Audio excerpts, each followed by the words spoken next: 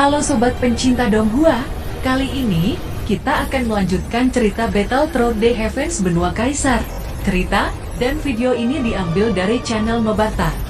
Tanpa banyak basa-basi, mari kita simak alur ceritanya. Melanjutkan dari cerita sebelumnya. Setelah keluar dari lubang cacing, terlihat sebuah kota dandian yang merupakan area ras manusia. Di tempat ini terdapat banyak fenomena pil petir terus-menerus.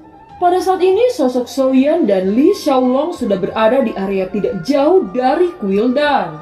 Saudara Xiaoyan, karena kamu seorang alkemis, sepertinya kamu membutuhkan sebuah lencana, bukan? Apakah kamu tidak ingin masuk untuk mendaftar penilaian? Tanya Li Xiaolong. Sebagai seorang alkemis, Xiaoyan tentu saja merindukan lencana di dadanya. Segera dia tersenyum dan berkata, "Kalau begitu aku akan mencobanya," ucap Xiaoyan. Ketika Xiaoyan dan Li Xiaolong berjalan ke pintu masuk Kuildan, terlihat ada 5 karakter besar di ambang pintu, yaitu aula pendaftaran penilaian alkemis. Sesaat kemudian mereka masuk dan terlihat seorang lelaki tua dengan mata tertutup tampak seperti meditasi. Di sebelahnya terdapat seorang lelaki parubaya lainnya sedang mendengkur di belakang lelaki tua itu. Pria tua itu tiba-tiba dapat merasakan Xiaoyan dan membuka matanya saat berkata, "1 atau 2?" tanya pria itu. "Aku sendirian," jawab Xiaoyan. "Yang lain akan keluar," ucap lelaki tua itu. Li Xiaolong menggelengkan kepalanya. Tanpa kata-kata dia berbalik dan berjalan keluar dari istana. Dia menunggu Xiaoyan di luar gerbang. "Berapa banyak barang yang harus diuji?" tanya pria tua itu. "Salah satu pil kaisar," jawab Xiaoyan. "Ramuan apa yang harus dievaluasi?" tanya lelaki tua itu. "Pil penyembuhan," ucap Xiaoyan. "Pergilah mendaftar terlebih dahulu," ucap pria tua itu menginstruksikan kepada Xiaoyan. "Kemarilah untuk mendaftar." "Siapa namamu?" tanya pria parubaya itu. Xiaoyan berjalan ke arahnya dan berkata, "Yan Yan," ucap Xiaoyan menyembunyikan identitasnya. "Bayar uangnya." "Harga pendaftaran 500 koin naga," ucap pria parubaya itu. "Membayar uang? Apakah kamu berniat merampok uang?" ucap Xiaoyan dengan ekspresi dingin. "Hei, kamu agak berlebihan. Jika kamu ingin mengikuti tes, kamu hanya bisa membayar. Jika tidak ingin membayar, lupakan tentang mengambil tes," ucap orang tua itu. "Tentu saja aku harus mengikuti tes. Aku membawa obatku sendiri untuk mengikuti tes," ucap Xiaoyan. Lelaki tua dan lelaki setengah baya itu tertawa. "Hahaha. Bocah kecil, sudah kubilang, jika tidak bisa membayar maka lupakan untuk mengikuti tes," ucap mereka bertiga. Xiaoyan mengabaikan mereka. Dengan lambaian tangannya sepasang obat pelopor muncul di telapak tangannya. Setelah itu dia berjalan menuju ruang alkimia di dalam. Mereka datang pada saat yang sama dan berusaha untuk menangkap Xiaoyan. Tiba-tiba mereka seperti seolah-olah tersengat listrik dan terhuyung-huyung mundur. "Api langit!" ucap terkejut mereka bertiga. Keserakahan melintas di wajah mereka saat melihat api langit di permukaan tubuh Xiaoyan. Dia menjilat bibirnya saat berkata, "Anak baik, berani melukai seseorang di Kuildan. Jangan salahkan kami karena kejam," ucap mereka bertiga. Sebelum kata-kata mereka selesai, tiba-tiba bayangan abu-abu bergegas melewati mereka dan memeluk Xiaoyan membawa pergi. Bayangan abu-abu itu melesat menuju gerbang kuil dan menghilang dalam sekejap mata. "Kecepatan yang menakutkan," ucap dalam hati Xiaoyan. Dibandingkan dengan kecepatan 3.000 petir dan langkah instannya tidak sebanding dengan kecepatan ini. Pada titik ini Xiaoyan sudah tahu orang ini adalah Li Xiaolong yang telah membawanya. "Hahaha, terima kasih atas bantuan Anda," ucap Xiaoyan. "Jangan berselisih dengan orang-orang tidak tahu malu itu," ucap Li Xiaolong. "Mereka terlalu banyak menggertak. Jelas saya tidak bisa hanya diam saja, bukan?" ucap Xiaoyan. Itu sudah menjadi sikap umum mereka. Kebanyakan orang hanya bisa mematuhi peraturan yang mereka buat. Pria tua itu memiliki kekuatan Kaisar Bintang 4. Kamu berani melepaskan api langit di sana, secara alami mereka akan mengincarmu. Kamu tahu betapa besarnya daya tarik api langit bagi seorang alkemis. Mereka akan berpikir untuk membunuh orang dan mendapatkan harta. Selain itu, jika mereka membunuh Anda di sana, mereka tidak akan dihukum. Situasi ini bukan rahasia di daratan, ucap Li Xiaolong. Hahaha, baiklah, mari kita lupakan itu. Kecepatan yang Anda tunjukkan padaku cukup luar biasa.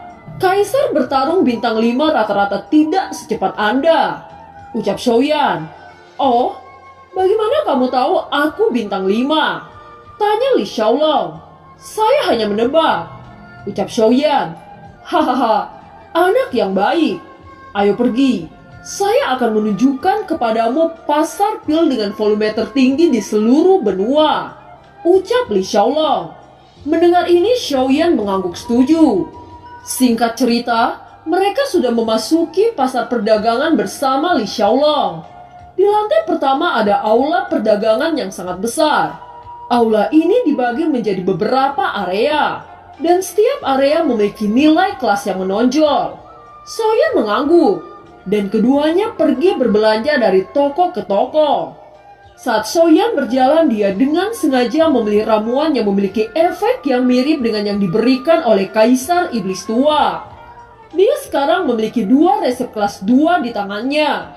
Saudara Xiaoyan, aku tahu toko yang relatif besar di sini. Ada beberapa macam pil obat mulai dari tingkat tinggi hingga rendah.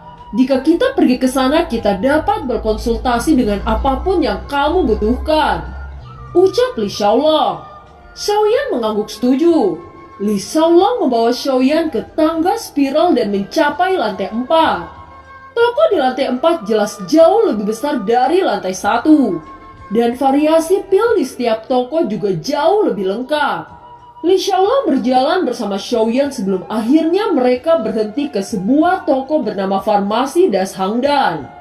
Ketika Xiaoyan melihat nama toko itu, dia tahu bahwa itu adalah titik penjualan ramuan yang dibuat oleh Liga Sangmen.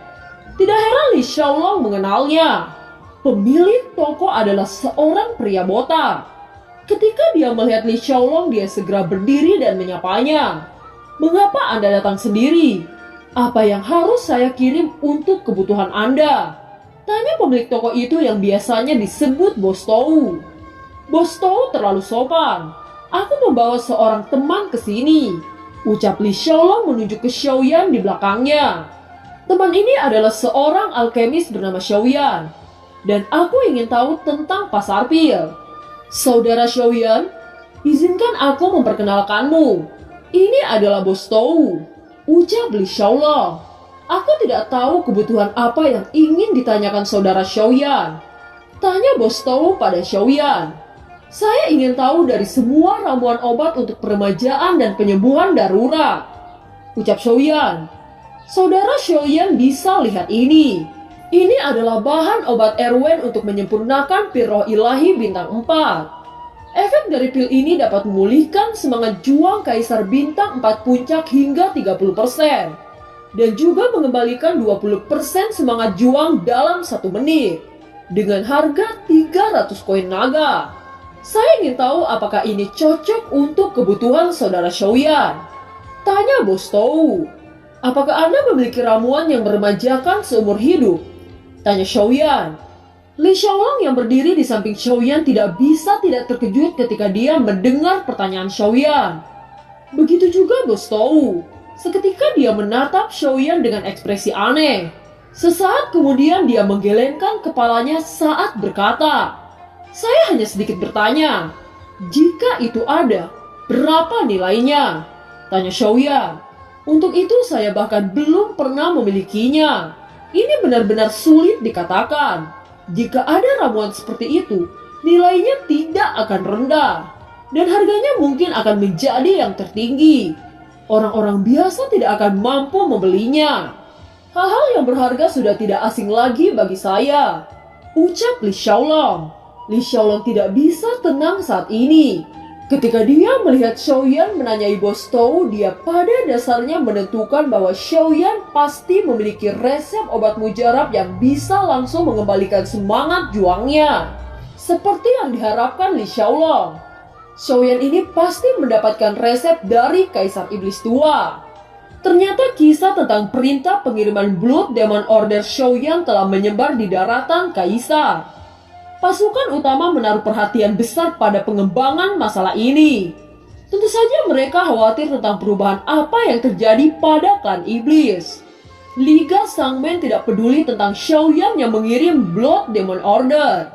Sebagai satu-satunya orang yang memasuki reruntuhan kuno, dia percaya bahwa Xiaoyan pernah melihat Kaisar Iblis Tua dan mendapatkan manfaat dari Iblis Tua. Salah satu yang paling mengejutkan Liga Sangmen adalah resep Iblis Tua.